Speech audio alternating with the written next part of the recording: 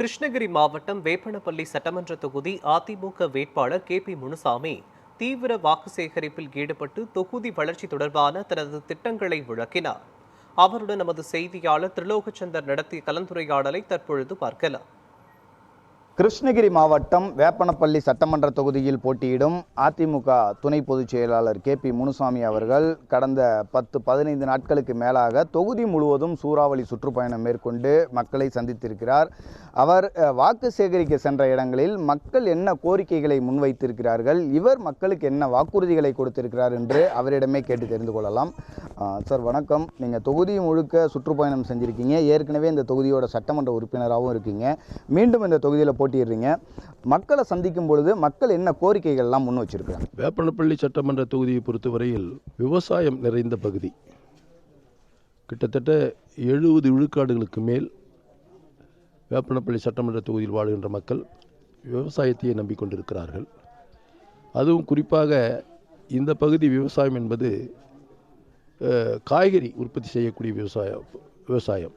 காய்கறிகள், கீரை வகைகள், புதினா வகைகள், இப்படி 3 மாதத்திற்கு ஒரு ஹார்வெஸ்ட், 1 மாதத்துக்கு 40 நாட்களுக்கு முள்ளங்கி, கொத்தமல்லி. அதனால் இந்த விவசாயிகளுக்கு நீர் ஆதாரம் மிக மிக முக்கியம். இந்த பகுதியில் போர் போட்டால் கூட 1000 அடிக்கு கீழே போனால் தான் நிலத்தடி நீர் கிடைக்கிறது. அதனால்தான் ஏற்கனவே எங்களுடைய கட்சியினுடைய பொதுச் செயலாளர் எடப்பாடியார் அவர்கள் முதலமைச்சராக இருந்த பொழுது தென்பெண்ணை ஆற்றிலே குடியாலம் அணை நீர்த்தேக்க திட்டத்திலிருந்து பம்ப் செய்து லிஃப்ட் இரிகேஷன் மூலமாக ஓசூர் மற்றும் வேப்பனப்பள்ளி தொகுதிகளுக்கு உள்ள ஏரிகளுக்கு தண்ணீர் நிரப்புவதற்கு 300 கோடி ரூபாய் திட்டத்தை அறிவித்தார்கள். மீண்டும் ஆட்சிக்கு வந்தால் அந்த திட்டத்தை எடுத்து இந்த பகுதி மக்களுடைய விவசாயிகளுக்கு நீர் ஆதாரத்தை கொடுப்பது முதன்மையான என்னுடைய கடமையாக நான் கருதுகிறேன். கிட்டத்தட்ட 25 விழுக்காடுகள் மேல் வனப்பகுதியாக உள்ள தொகுதி.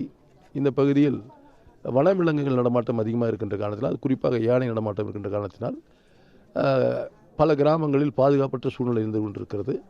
எனவே அதற்கு வனவிலங்குகள் உள்ளே நுழையாத அளவிற்கு பாதுகாப்பாக ஏற்பாடு செய்வதற்கு, இந்த மின்வெளிகள் அமைப்பதற்கு முதன்மையாக சட்டமன்றத்தில் எடுத்து சொல்லி, அந்த துறை அமைச்சரத்தில் எடுத்து சொல்லி அதற்குரிய நடவடிக்கை எடுத்து விவசாயிகளையும் விவசாய விளைபொருள்களையும் காப்பதற்கு நடவடிக்கை எடுப்பேன் என்பதை தெரிவித்துக் கொள்கிறேன்.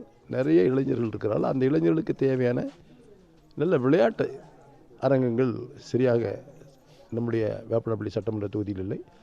இங்கே இருக்கின்ற இளைஞர்களுக்கு விளையாடுவதற்குரிய ஏற்ற சூழ்நிலையை உருவாக்குவதற்கு நான் முயற்சி செய்வேன். அரசு கல்லூரிகள் எதுவும் இல்லை.